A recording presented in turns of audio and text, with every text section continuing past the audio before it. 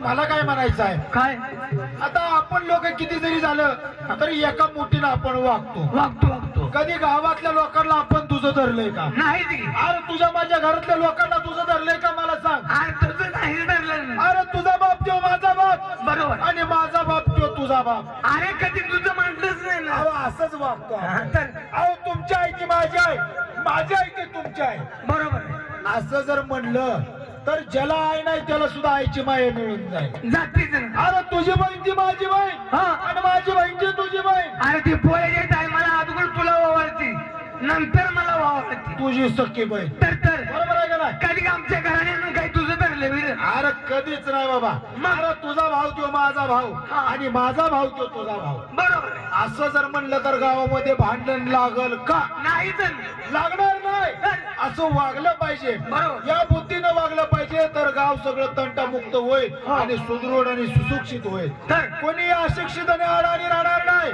अरे तुझी बायको ती माझी बायको आणि माझी बायको ती माझीच बायको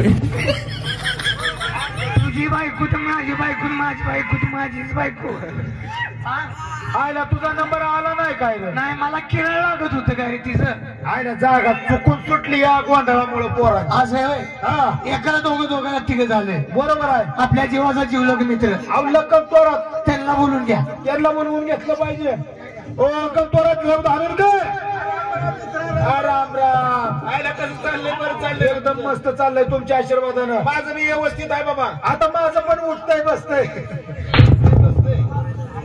काय झालं नव उठतंय बसतंय म्हणतोय रे मागल्या बारीला आपल्या गावात यात्रा भरवली होती यात्रा भरवली ते बैलगाडा शर्यत ठेवलेली बैलगाडा शर्यत ठेवली आता शर्यतीमध्ये माझ्या बैलाचा पाय मोडला नव्हता बैल पळता पळता मग त्याला दवाखानं चांगलं केलं आता त्याचा पाय चांगला आहे की बैल आता उठतोय बसतोय नाही तुझा पाय मोडाय पाहिजे होता तसं बैल आता उठतोय बसतोय बरं असू दे बाबा गावची यात्रा जवळ आली म्हणलं जवळ आली आणि तुला काय माहित आहे का मला माहित असतं तर तुला विचारलं असतं त्या गावामध्ये नसतोय होय मुंबईला असतोय मुंबईला गावात बिड्या उडकून ओढतोय कोणाला लागलाय बनवायला काय बिड्या उडकून ओढतोय आणि मग अरे मुंबईला गेलो रेसच्या घोड्याचा डॉक्टर झालो रेसच्या घोड्याचा डॉक्टर झाला मग काय तर एक मुंबईला जाऊन जनावरचा डॉक्टर म्हणजे काय लय मोठा झाला काय रेसच्या घोड्याचा डॉक्टर काय साधा वाटला काय मला सांग तुझ्या म्हाताऱ्याला नाद कशाचा आहे रेसच्या घोड्याचा रेस कोसल्यासारखं पडी असतंय म्हातारा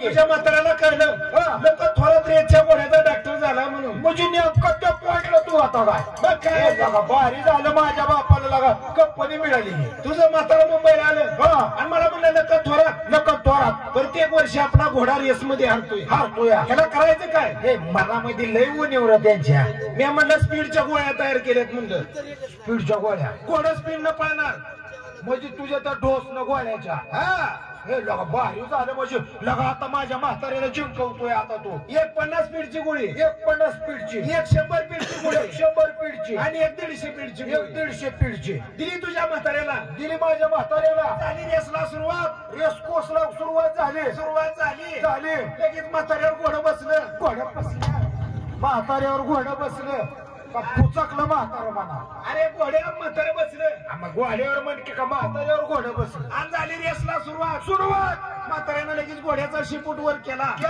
50 स्पीडची गोळी काढली तिने घोड्याच्या डुंगणात गोळी डुंगणात तसं घोडं 50च्या स्पीडनं पळायला लागलं अल्ला काही कसलं डॉक्टर आहे घोड्याच्या डुंगणात गोळी तसं घोडं 50च्या स्पीडनं पळायला लागलं बर मग पुढं पण गोळीची पावर कमी येईल तसं घोडं मागं राहायला लागलं म्हणजे डोसचा असर कमी व्हायला लागला म्हाताऱ्यानं लगेच 100 स्पीडची गोळी काढली घोड्याचा शेपूट वर केला तिने घोड्याच्या डुंगणात गोळी खाऊन तसं घोडं 100च्या 100 पळायला लागलं आता काय 100चं पीठ काय साधं झालं काय आता काय बोलायला पेट्रोलला पण माग सारखं गेलं ते लय स्पीड झालं 100चं वय की खरंय तुझं लगेच घोड्यानं 2 पाय वर केलं त्या पावर मुळे उरप लागला तसं म्हातारा घोड्यावर खाली पडलं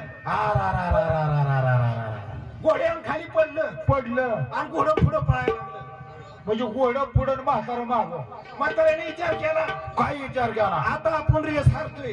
आता विषय संपला ना, घोडं लागलं पुढं आणि म्हातारं पडलं खाली. म्हाताऱ्याने विचार केला हा.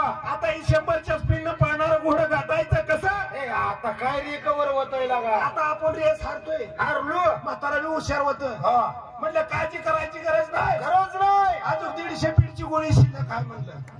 शिलो काय हा. बर. म्हाताऱ्याने मागचा मोरचा विचार केला नाही. केला नाही. लगेच कष्ट फेरला. जास्त पेरला. 150 पीडची गोळी काढली. काढली. तिने स्वतःच्या दुमनात गोळी खाऊन. खाऊन तसं म्हातारा 150च्या पीडनं घोड्याच्या पुढं पळाला. घोड्याच्या आधी पुढं. आ तुझ्या आईची इडी आवला तुझ्या. म्हातारा घोड्याला ऐकत नव्हतं.